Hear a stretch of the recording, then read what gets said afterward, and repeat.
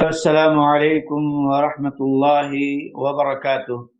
بسم اللہ والصلاة والسلام علی من لا نبی بعد، اما بعد۔ محترم سامعین و سامعات، آج کے نشست میں ملاحظہ کیجئے علم کے سلسلے میں۔ علم اللہ تعالی کی ایک عظیم نعمت ہے جن کے حصول کے لیے تگو دور کرنا ہر مسلم نوجوان پر فرض ہے۔ علم ہی وہ چیز ہے جس کی بدولت انسان اپنے خالق کو پہچان سکتا ہے اور اس کی بنیاد پر وہ اپنی ذات اور خودی کو پروان چڑھا سکتا ہے۔ اسی علم کی بنیاد پر رب کے رنگ میں رنگ سکتا ہے۔ اسی علم کی بنیاد پر ایک انسان صالح اور پرامن معاشرت کی تعمیر کے لیے جد و جہد کر سکتا ہے۔ انسان اپنے خالق کی قربت اور معیت اسی علم کی بنیاد پر حاصل کر سکتا ہے، لیکن ستم ظریفی یہ ہے کہ اسی علم کے ذریعے سے طلبہ اور نوجوانوں کا استحصال کیا جاتا ہے۔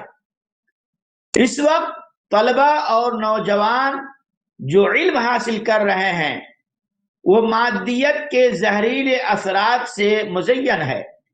رائج نظام تعلیم میں ایمانی، اخلاقی اور روحانی اقدار کا وجود ہی نہیں۔ یہ نظام تعلیم مادیت، عقلیت، لذت فروشی اور استعماریت جیسے فاسد اصولوں پر مبنی ہے۔ اس میں کوئی بھی روحانی عنصر موجود نہیں ہے۔ اس کے نتیجے میں امریکہ، روس، یورپ اور چین جیسے تعلیم یافتہ اور ترقی یافتہ ممالک میں یعنی دنیا کی 30% آبادی میں 80% جرائم ہوتے ہیں۔ اس کے برعکس 70% غیر تعلیم یافتہ اور ترقی یافتہ ممالک میں جرائم کا گراف بہت کم ہے۔ میرے اسلامی بھائیوں اور بہنوں، ضرورت اس بات کی ہے کہ علم کو اپنا صحیح مقام دیا جائے اور اس کو وحی الہی کے اس ابتدائی پیغام کی طرف لوٹا دیا جائے، جیسا کہ اللہ کا فرمان ہے، اقرأ بسم ربک الذی خلق، خلق الانسان من علق، اقرأ وربک الاکرم الذی علم بالقلم۔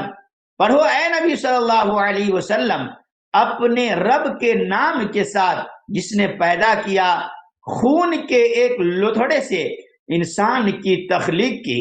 پڑھو تمہارا رب کریم ہے جس نے قلم سے علم سکھایا۔ یہ تو صرف ابتدائی پیغام ہے۔ قرآن مجید میں اس جیسی رہنمائی جگہ جگہ ملتی ہے اور تقریباً 750 سے زائد آیتیں علم کے موضوع پر ہیں۔ لہذا قرآن کے نظریہ علم کو غور سے پڑھا اور سمجھا جائے اور پھر اپنے لیے راہیں متعین کی جائیں۔